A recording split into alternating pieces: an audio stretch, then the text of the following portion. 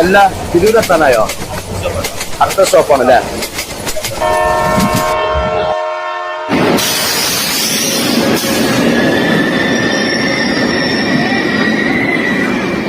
അന്നൊരു നാളിൽ നിന്നനുരാഗം പൂ പോലെ എന്നെ തഴുകി.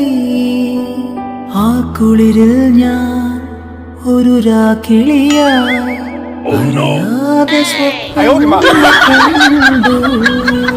മിഴികൾ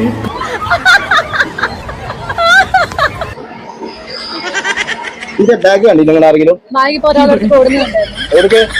അറിയില്ല, അങ്ങോട്ടൊക്കെ ഓടിയത്.